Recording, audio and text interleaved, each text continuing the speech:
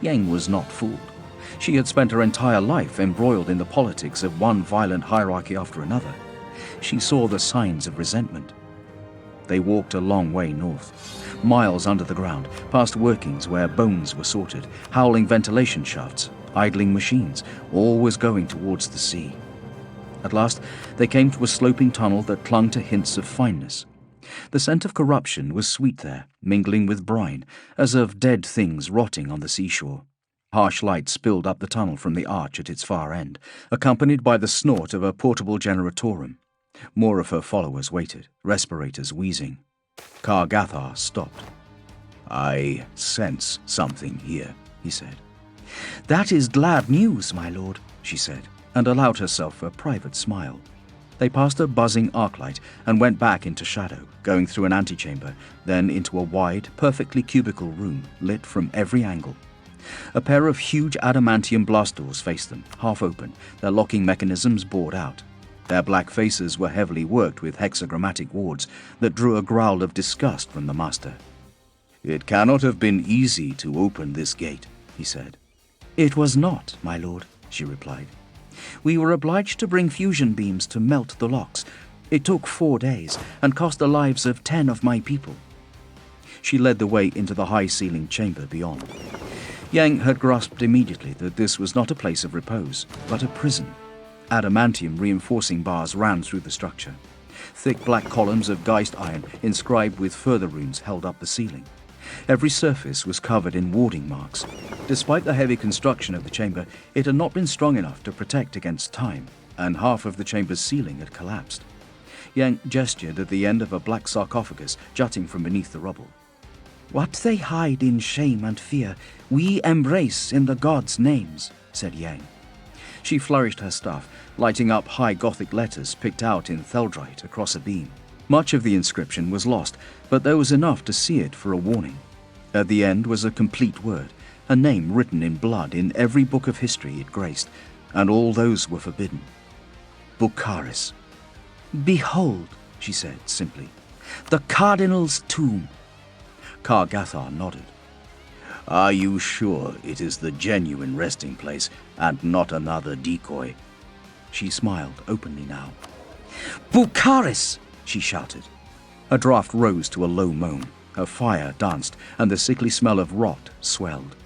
Despite her new-gained power, Yang found herself afraid.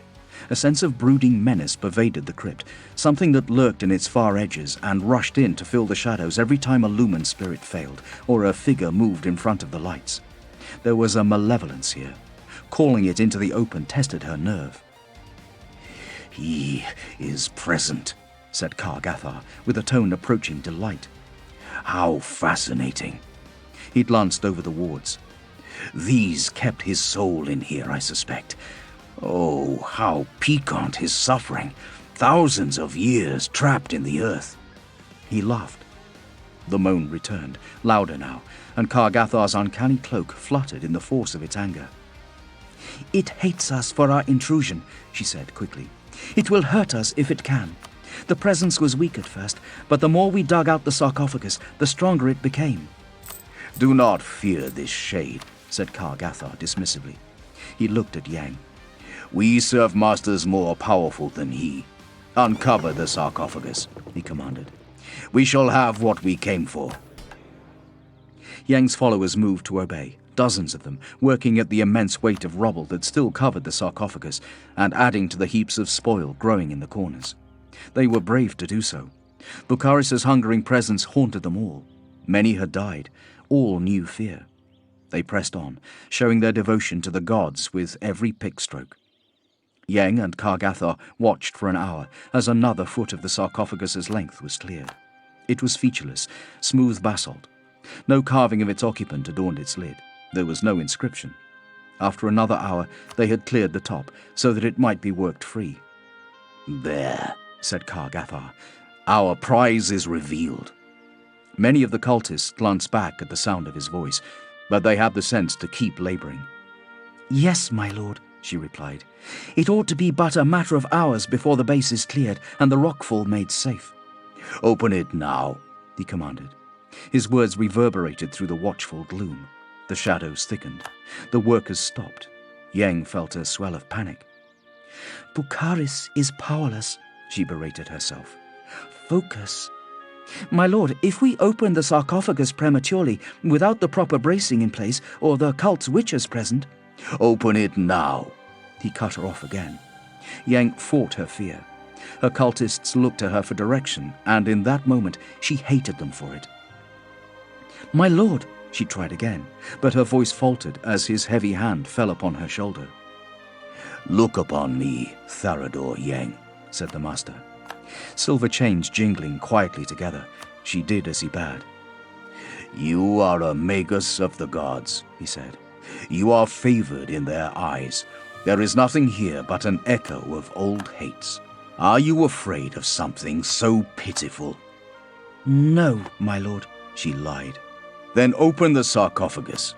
Yang turned back to the diggers. In the depths of the chamber, something scraped against stone.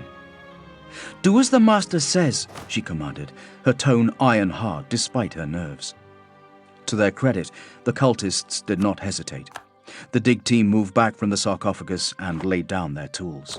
Half a dozen of them took up pry bars and attempted to jam them into the fine join between lid and base. The steel would not bite and skidded from the stone.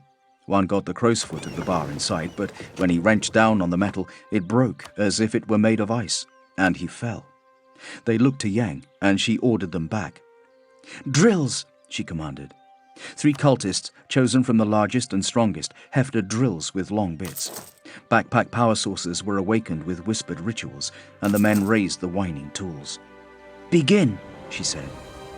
The men applied the drills to the black stone of the sarcophagus.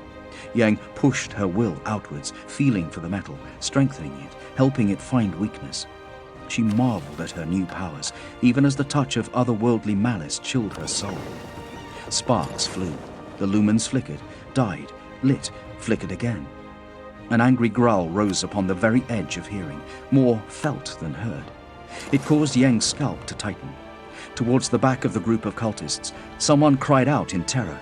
Then their courage failed, and most scattered from the chamber. The shadows were coming alive, black as tar, reaching for the living. The lumens strobed. Courage! No weakness before the gods! Keep working! The drills screamed as they bit deeper into the black sarcophagus, and the lights flashed madly. Several lumen bulbs exploded. Yang knew a moment of horror as she imagined what might happen if they all went out. One of the drillers screamed, and she saw a flash of his terrified face before he was dragged through the floor as if it were water, his drill clanging on the surface, its power cable embedded in the stone. The remaining 2 faltered and stepped back.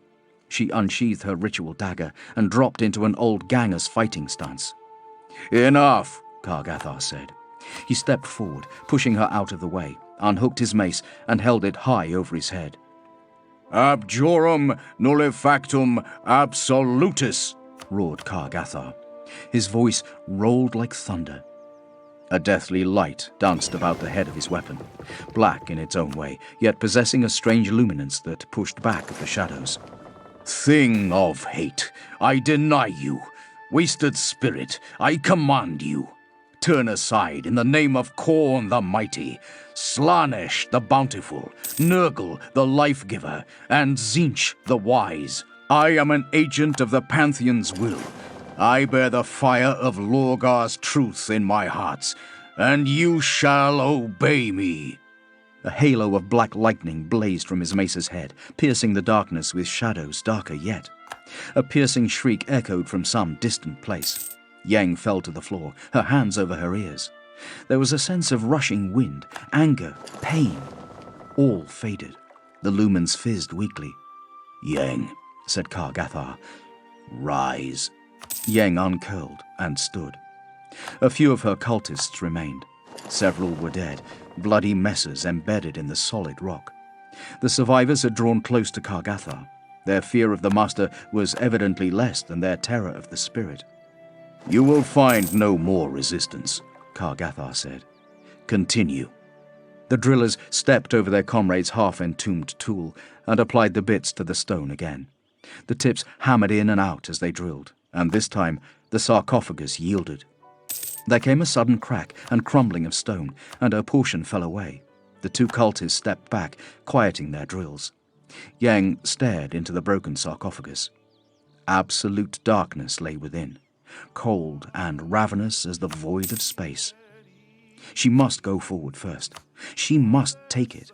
If she did not, and Kargathar removed the relic, he would discard her. This was her moment. This was her success or her failure. It was her choice. Sick with terror, Tharador Yang advanced across the chamber, away from the protective aegis of the Dark Apostle and towards the source of the terrible thing haunting this chamber. Within was a force of evil greater than anything she had ever encountered. Still, she had a duty. The gods rewarded only those who earned it. Muttering prayers to the Pantheon, she knelt in the sharp rubble at the sarcophagus's side. She steeled herself, then thrust her arm into the icy dark, aware of Kargathar's eyes on her. With every thudding heartbeat, she expected something dreadful. She imagined a clawed hand snatching her wrist and dragging her into the black. She imagined the shadows flowing forth to asphyxiate her, or some ghastly thing crawling from the gloom and into her soul. Instead, her fingers found ash, dust, then, to her surprise, something hard and smooth. A skull, she wondered. Do I hold the very skull of Bukharis in my hand? But it felt wrong. Ceramic, she thought. Or metal. Throat tight, flesh taut with terror, Yang closed her hand around her prize and drew it from the shadows. It was an urn, little larger than her hand, fashioned from night-dark pottery, across which sigils crawled profusely and sealed with black wax that still seemed fresh. Her heart almost stopped as something loomed over her. Yen looked up to see Kargathar and not some monstrous phantasm. The Dark Apostle reached down and opened his free hand, the massive weight of his Crozius mace hanging easily at his side in the other. "Give it to me, Tharador Yang," he said. She obeyed. Kargathar gave a rumble of satisfaction as he raised the urn up to the glowing eye lenses of his helm. Yang walked away from the sarcophagus with what dignity she could muster, rejoining her remaining cultists and hoping against hope that the Dark Apostle would give them the command to depart.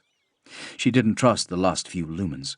She could still feel the Cardinal's malice pressing in upon them from the shadows.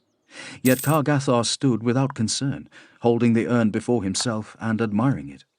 At last he turned back towards them and gestured at the chamber's huge doors. "It is time to return to the surface," he said, and Yang heard the satisfaction in her master's voice. "Gathalamor has yielded its prize at last." She bowed her head. The silver chains clinked. She could feel Kargathar looking at her for a long time. Her heart pounded when he spoke again. "You will accompany me," he said measuredly. "You have done well, and so you shall present the relic to Lord Tenebrous yourself." Yang felt a surge of triumph. "Thank you, my lord," she said. Chapter 15. A Prayer for Redemption. Make us proud. The Sisters' Mercy. The bombardments that day were particularly intense. Dull explosions started at dawn and were still going in the evening when Dvorgin took his prayers. In the morning, he prayed with the men, as he should, and he sat at the front of every regimental service, even when he was not required to address the troops himself. He believed sincerely in the will of the Emperor. It was his duty to share worship with those he commanded. Eventide prayers were for him alone. He gave orders that he was not to be disturbed, closed the door to his room quietly, and removed his boots, cap, and gun-belt. He arranged them neatly on a chair, then got down on complaining knees before his portable shrine. Beneath the figure of the Emperor were mementos of friends he'd lost, and at the front a small plastic figurine of a woman. Marie. He lit the candles. He made the sign of the Aquila over his heart and kissed the icon he wore about his neck. With gentle hands, he took out his pocket cron and opened it. Luthor, make us always proud, my fierce protector, Marie. He read it again, and touched the words with his fingers. They trembled, the only time they did that. Then he laid the cron next to the figure, as he did every night, situating the inscription so that it caught the candlelight. The sanctum trembled to the beat of the enemy guns. They were targeting the southern reaches and bringing down whole sections of the city that still stood outside the void shields. Nevertheless, he found the noise soothing. After so many years of war, quiet made him nervous. He bent his head and let his thoughts wander. Meditation was supposed to be the voiding of the mind, so as to let the grace of the Emperor replace the burden of individual will. But Dvorgin had never had the knack of such absolute devotion, and instead he used these few moments of peace to think without command pressing on him. He called to mind Marie, as she was the night before he left, when precious energy was burned to push back the ceaseless Mordian night. Only one thing frightened Dvorgin, and that was that he would forget the face of his wife. He had no pict of her. He had lost all those early on. He remembered with painful clarity the shells coming down out of the sky onto the camp on Drossian, wiping out his tent and all his personal belongings with it. At no point since had he felt more despair. His men had had to hold him back from rushing into the fire. He now remembered that event better than her face. All he had left was the pocket cron and the inscription, "Makers always proud." Would she be proud? He wondered. Some might call him a hero, he supposed. He didn't feel like one. Some of the things he'd done shamed him. "The Emperor expects," he said obediently. "Duty is paramount, whether distasteful or a joy." He tried to bring the Emperor's grace to the forefront of his mind. He tried to beg for redemption for his one little lapse. As usual, he failed. It had gone like this. His last night with Marie. They had stolen some time away from the raising celebration. The band's music filled the city, and the people cheered their departing heroes, fresh in their uniforms of Mordian blue, more grist to the mill of the Emperor's ambition. "They know they may die," said Dvorgin, looking down from a high balcony on the soldiers marching through the street. "Yet they go anyway." Marie nestled into his side. She was sad and she was content, for though her heart was to depart with Dvorgin, she was proud that he was to go. "You are not afraid, Luther," she said. "Never," he said proudly. "I am Mordian born. To serve the Emperor off-world is the highest of honors, and the gravest of responsibilities. I accept it gladly." He turned from the parade and the shouts in the street. The dark of Mordian skies arced overhead. The false day only stretched so far. The streets were rivers of light, cutting between squat pyramidal hives. "I leave you sadly," he said. He brushed a stray strand of hair from her face. She looked at him fiercely, though tears gathered in the corners of her eyes. "I will die happy, knowing I married a hero." He smiled. "I'm no hero yet, my love." He looked at the pocket cron she'd given him only half an hour before. Then it was new and its weight unfamiliar. He depressed the catch for only the third time and read the inscription that he already knew by heart. "But I'll try to make you proud." The marching band swelled. Flights of void fighters streaked overhead, fireworks bursting between them. He looked down into her face. In his memory, she was shifting, changing. The harder he tried to hold the vision, the more uncertain her face became. "I love you, Luthor," she said. She kissed him and laughed as the braid on his uniform tickled her face, though there were tears mixed in. He remembered her words perfectly, but her face was fading. She laid her hands on his chest and pushed back a little. "Luthor," she said. She bit her lip and looked down, unsure. "I want to ask you something, and I want you to say yes." This was the one time. It was coming. He forced himself to relive it as he did every day. His penance for his failure. "Anything, my dear," he said. The only time his faith had failed him. The one time he had refused her, and him. She smiled and looked up at him. "I want you to leave me with a child." His own smile froze on his face, for his first and overwhelming reaction was to say no. He wanted to say, "Why would I bring a child into this universe? Why would I want a child only so they too could grow in the dark, then join a regiment to go off and die on some faraway world? There is only pain in life, and service that leads to death," he wanted to say. He served gladly, but to force that on someone else, He could not doom another to his fate. He could not doom one who did not ask for it. Though he knew it must be done, he knew also what awaited him in the stars. Glory was a poor reward for horror. She looked up at him, expectant, waiting for an answer. "Luthor," she said. Her smile faltered at his silence. He began. He could not finish. How could he tell her what he felt? How could he say no? "Luthor?" He turned away. In the streets, the music played on. He couldn't bring himself to remember any more. This was the failure of his faith, his greatest sin, an unwillingness to give the Emperor his due and honor him with children to fight his eternal wars. "Forgive me, my Emperor," he whispered. "Forgive me, Marie." A sharp rap on the door broke his reminiscence. His cheeks were wet, and he wiped them hurriedly. "I gave orders that I was not to be disturbed," he shouted angrily. Steiner's muffled voice came through the wood. "My apologies, General. It is most urgent." Dvorgin swore and got to his feet, wiping at his face some more until he was sure it was dry. "Enter," he said. The door opened. Steiner took in Dvorgin's blotchy face and red eyes and looked hurriedly away. "Forgive me, General, sir, but I have been asked to inform you that Pathfinder Sergeant Kesh has returned to the port." "Was she hurt?" Dvorgin asked. He turned on the pretext of pouring some wine to hide his face. "No, sir, but 2 of the others who went out with her were killed." "Who?" Dvorgin asked. The messenger consulted a note. "Pathfinder troopers Ricard and Dion, sir.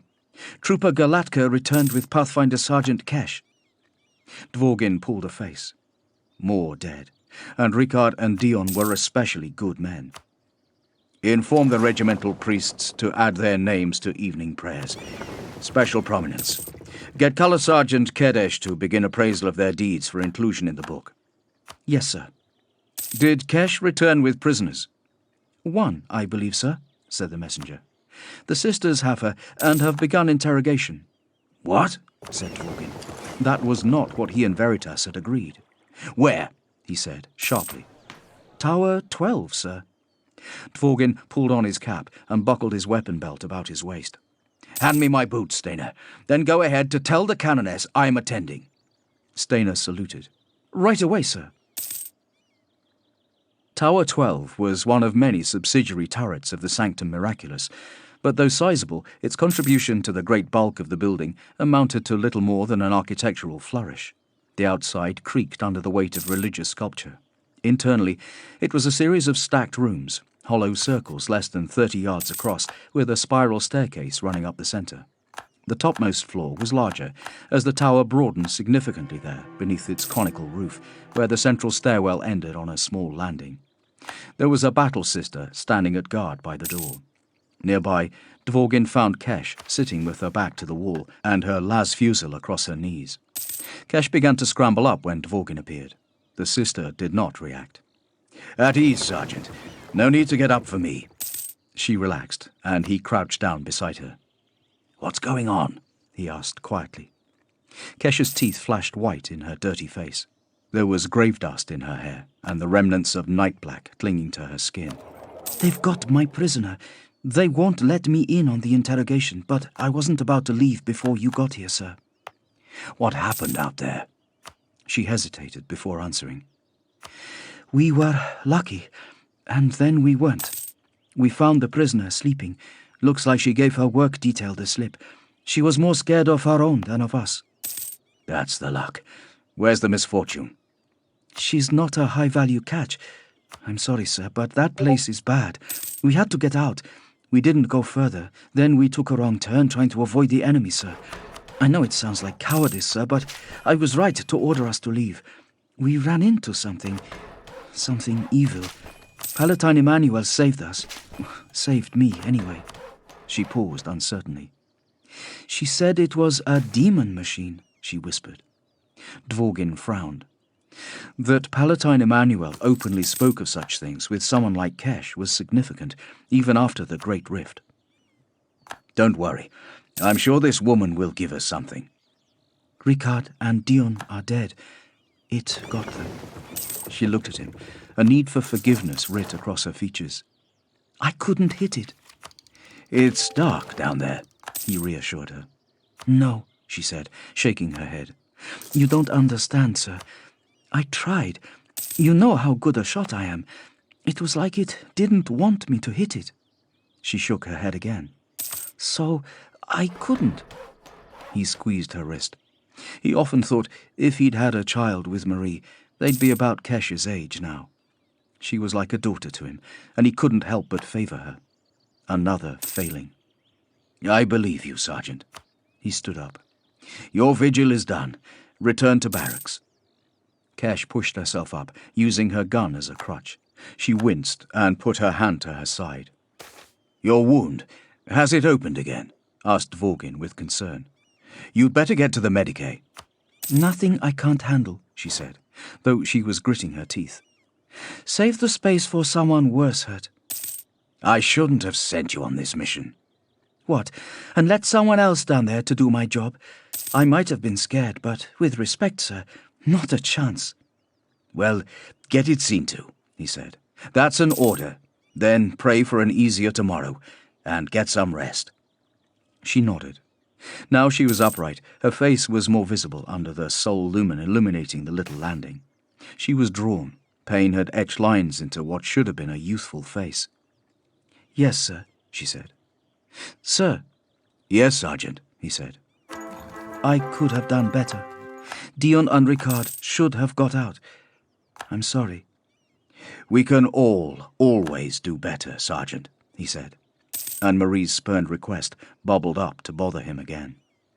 You served. You fulfilled your mission. No soldier can do more than that. I'm sure what they brought with their deaths will be valuable. She nodded her thanks and left. Sister, said Dvorgin to the sentry, open the door. She said nothing to him, but he heard the muffled click of Vox communications and the hint of words exchanged. They are playing this close to their chests, he thought. They might not let me in. But they did. You may enter, she said, and the door opened onto a world soaked in blood. Dvorgin found himself in a wide room lined with unglazed arched windows, looking out over the city and the void port.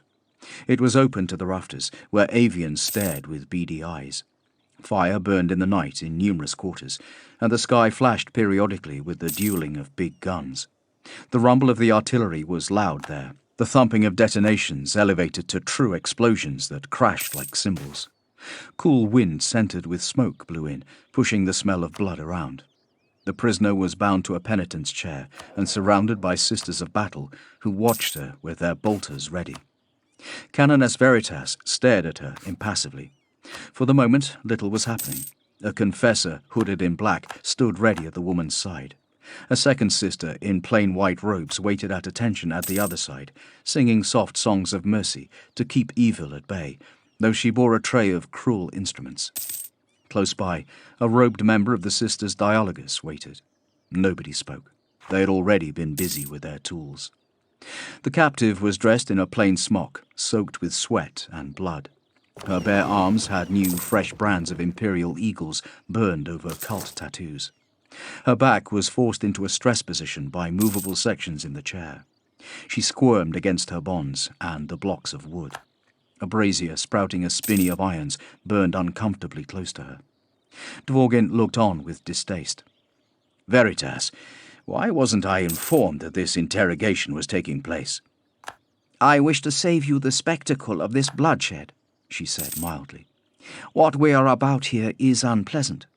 I should have been told, said Dvorgin, though the smell in the room had him half thinking the canoness was right to spare him. He went to the canoness's side. What have you learned? I have learned pity, said Veritas calmly, for she is a daughter of terror and fallen far from his grace. This woman is a victim of the lies of the archenemy. Poor child, she said. She was a whittler. They made a living scrimshawing bones and selling them on as saints' relics to the pilgrims. Who knows, some of them might have been holy. Illegal, but tolerated. Theirs was a mean existence, but so it was ordained by the Emperor, and it is not our place to question his plans for us. She stared at the prisoner. What she did to escape her life was neither moral nor excusable. The woman whimpered. She spoke the local debased version of Gothic, and Dvorgin couldn't follow it at all, but the dialogan translated her pained words in a near monotone. "Please," the dialogan relayed. "I had no water, I had no food. My children starved and died. Then the masters came and promised to make it better, to give us the fine palaces in the light where the fat priests lived. I did not know. You did not know it would be worse," said Veritas. The dialogan translated the words to the prisoner, and her response. No, I was tricked," she said. "I had little, and I lost it all. We were, and we remain, slaves." "What are you digging for?" said Dvorgin. He made to go forward, but Veritas stopped him with a hand on his chest. "Not too close," Veritas said. "She looks weak, but the enemy is powerful and may work through her." Dvorgin nodded. "What are you digging for?" he repeated. "Tell us, and this will be over." No, the woman moaned. "The shades will come and devour my spirit. I cannot say. She lapsed into babbling prayers, a mix of entreaties to the Emperor and the Dark Lords of the Warp. The sister abruptly stopped her translation as the prisoner went into open blasphemy, took out her silver flask from under her robes, drank from it, swilled out her mouth, and spat scented spirits on the floor. "We will learn nothing from her," said Dvorgin. "We shall," said Veritas. She nodded at the confessor. The woman leaned closer to the prisoner. "Confess," she hissed. "Tell us what your lying masters were doing in the catacombs, and we shall release you so that you may face the Emperor's judgment and be free of ours." The prisoner dropped her head and wept. "Confess," said the confessor, and motioned to the sister in white. The tray was brought forward. The confessor picked up a hooked knife. "Confess, and know no more pain. Confess. The Emperor is more merciful than we are." Dvorgin turned away. Veritas kept watching as the prisoner's tears turned to screams. "I knew I was right," said Veritas to Dvorgin. "You are a soldier, but we do the Emperor's holy work here. It is not for the faint of heart, though I know you loathe these heretics. I understand. It is hard when evil wears a human face." "I do loathe them," Dvorgin said, "but torture sickens me." "Be strong. Her pain will avail us of the answers we seek." The screams subsided. The instrument was placed back on the tray with a click. The confessor began to whisper into the woman's ear. There was no need to translate her intent. In moments, the prisoner was moaning for death. "She is a dupe," said Dvorgin. "Yet she chose to follow chaos when she could have chosen death, and for that she cannot be forgiven. Mercy is in the Emperor's power to give if she accepts his love again, but it is not for we, his servants, to make that choice for him." Veritas turned to look at him. "Leave, if you wish. I will inform you of what we learn." "I will stay," said Dvorgin, though he dearly wanted to walk out of the door. Pride, a desire not to be seen as weak, and a deep need to confront the evil that must be done in order to achieve good, drove him to remain. There was the small matter of his lapse in faith, too, and Marie. He had never removed that stain from his soul. He never would. He was punishing himself. He swallowed to lubricate his dry throat. Despite the cold wind blowing through the arches, the heat from the brazier was intolerable. "Proceed," he said. He made himself watch until the end.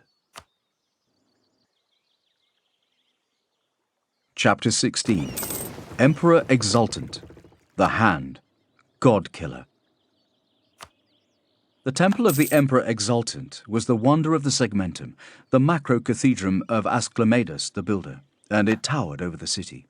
Upon first seeing it, Kargathar had thought that if a volcano had vomited the contents of Gathalamor's catacombs in flows down its own heaving flanks, it might have looked like this. It was a hideous structure, over-ornamented in clashing styles, 100 towers reaching up, all covered in angels raising their hands so that when Sol passed overhead on Midsummer's Eve, it was followed by a forest of beseeching fingers. Now Tenebrous had it for his lair. Tharador Yeng went at his side when they went to see Tenebrous, escorted by Kargathar's honor guard, the Chosen Sons. Each warrior's armor was painted with runes of fresh blood. The lead pair carried censers trailing perfumed smoke. The two behind them carried braziers on brass poles. The following two bore a portable altar bearing a velvet cushion. Upon it was an iron reliquary, and inside that was the urn that Yang had recovered from Bokharis's tomb. 10 more warriors bore banners of sacred design. The rest carried weapons. They climbed a hill of steps and went across the miles-wide plaza that surrounded the cathedral. Kargathar took the procession under the giant northern arch, its saints now daubed with gory sigils, down the colossal nave and into the first of the outer prayer halls. The space had been sanctified to the true gods. Spiked chains wrapped marble columns, binding in place ecclesiarchical preachers who still moaned weakly for mercy. More chains had been anchored in the high vaulted ceiling, puncturing the faces of the angels painted there. From them, cages swayed in the cold breeze, each containing a battle sister, viciously cut with runes of the true gods, and left to slowly starve. Braziers belched thick incense, crimson-hued and rippling with shadowy half-shapes. Immense banners depicting the glories of War Master Abaddon hung between the pillars. Servo skulls thrummed through the air, trailing brass thuribles that spattered blessed blood. Where once an imperial congregation of thousands had gathered, the pews held chaos worshippers screaming their praises to the warp. Word-bearers of Kargathar's band stood around the edges, weapons sheathed, helms removed as they offered their own prayers. "So much pain, so much despair," said Yang approvingly. "I remember when this was a place of hypocrisy. It is pure now." "This is but one chamber among many," replied Kargathar. Yang visibly swelled with pride that he deigned to speak to her, and he indulged her further. "My brothers have been tireless reconsecrating this fool's paradise to better gods. You are a part of that." They passed into another prayer hall, boasting a sacrificial circle made from 1,000 corpses, down cloisters around burned gardens where iron octeds thrust at the heavens. They crossed a bridge between buttressed spires where hanged imperial adepts dangled, rotting in razor-wire nooses like spoiled fruit. Howling wind dragged at the banners the Chosen Sons carried. The distant rattle of gunfire and the thump of explosions sounded from somewhere away in the city sprawl far below. Kargathar wondered where Locke was right now. "Hunting. More fortune to him," he thought, and he wished that he could join his comrade in the slaughter. They reached the antechamber to Tenebrous's lair, a room dominated by a statue depicting the Emperor, complete with lumen-lit halo and raised blazing blade. The stained-glass windows surrounding him had been desecrated, each in differing ways. Kargathar himself had anointed the statue with thrice-cursed blood, had carved the runes of desecration into the face of the corpse god, then impaled Gathalamor's cardinal upon the raised stone sword. That had been an effort. The blade was not sharp. Passing the decomposing cardinal, they ascended a final flight of steps to Tenebrous's throne room. Towering doors of plasteel swung open at their approach. "Remain without," he commanded his bodyguard. "Yang, take the relic." Tharador Yang took the casket, shivering when she touched it, but he noted again her mastery of fear. "Come," he said to her. An opulent chamber was remade in darkness. The clear dome and the arched windows were covered by slabs of iron, so that now the only light slanted through gaps in the metal, or was cast by a scattering of candles. These illuminated the black banners that hung about the chamber, each bearing the staring eye of Horus. Under the dome was a half-seen squirming. Tenebrous's shades, fusions of flesh, technology, and the demonic, fashioned for the sorcerer by the Mechanicum Lord Zyrax. At the sanctum's heart was a font with demonic faces worked around its rim. Over this, staring into oily liquid, was the sorcerer. As Kargathar advanced into the chamber, the shades rustled, and he caught the faint glint of bone and the gleam of red eyes from the slithering on the underside of the dome. "Master," said Yang unsurely. They are shades, cybernetic constructs possessed by the lesser powers, the servants of Lord Tenebrous, said Kargathar quietly. Remember who Tenebrous speaks for. He is the Hand of Abaddon. Show him your awe, disrespect him, and even I will not be able to protect you. Kargathar halted several steps from the font and bowed deeply. Yang kneeled, her silver chains tinkling. Tenebrous looked up from his scribe. His shades hissed. He wore a simple black robe, belted with a golden sash, with the hood up, leaving visible only his serpent smile and eyes like twin pools of blackness. Maggot white, taloned fingers poked from his sleeves, overly long and many-jointed. Tenebrous was slender. Kargathar could have picked him up by the throat with one hand and snapped his neck like a dry branch. Yet a sense of power rolled off him. The heat of it swallowed all the air in the chamber, pressing outwards until Kargathar was sure the doors must shatter. Apostle, you answered my summons, said Tenebrous, and his voice was soft, rich, and cultured.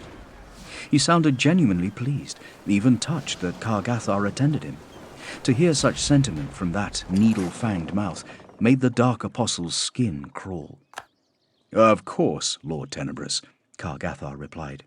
He rose, reached up, and removed his horned helm, exposing a handsome face covered in lines of golden script.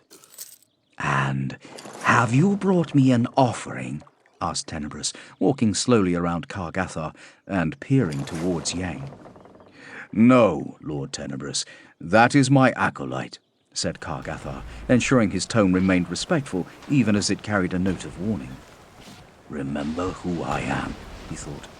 Remember that you are not the only champion of the gods here. Tenebrous's fingers twitched. A shame, for I have been divining. I do not mind telling you that it gives me quite an appetite, he said, still staring at the cult leader. His eyes glinted like beetles' backs. And there is something about this one. He reached up and wiped a strand of drool from his mouth onto his sleeve. There is plentiful sustenance in this place, Lord Tenebrous, said Kargathar, moving to stand between the creature and his acolyte. Allow me to send for a more suitable meal. Kind of you, but no, sighed Tenebrous. If I may not eat it, then please send it away, Apostle. One cannot think clearly when one's appetite is so aroused. No? Then you must control yourself, for I will not dismiss her, said Kargathar. She has something for you, a different sort of offering. Yet not her soul or her flesh. Tenebrous smiled his predator's smile. Oh, how fascinating! You must show me. Rise, Tharador Yang, mistress of the blade unsheathed. Yang got to her feet and presented the casket, her head bowed. I gave Yang the honor of this audience, for it was she who found that which we sought, the apostate Bukharis's bequest, said Kargathar. He summoned a column of black light with a gesture and placed his helm upon it. Then he opened the reliquary and lifted out the contents. Reverently, Kargathar raised the ward-engraved urn in one fist, his other hand cupped below it. Then he squeezed. Millennia-old ceramic gave beneath his fingers. Warding runes flared like embers, then died. A terrible wail rolled through the prayer hall. Every candle blew out. Shadows crawled long and hungry across the chamber, and a sawing tremor ran through everything, as though the world itself vibrated with malice. Kargathar felt ancient malevolence directed against him as ash blew through his fingers, and something small and metal clinked into his armored palm. The runes painted onto his flesh glowed with heat as they held Bukharis's maddened soul at bay. Unto you I present Bukharis's gift, intoned Kargathar, clenching his fist around the small object that had fallen from the urn. Unto you I present the weapon of the dark gods, the opener of the gates, the maker of the path, the breaker of faith, that which was prophesied. Spectral winds howled about the Dark Apostle, and Yang cried out, though whether in exultation or terror he couldn't tell. Shadows and ghostlight passed wildly through the open space. Nearby, a bell tolled. "And I accept it,"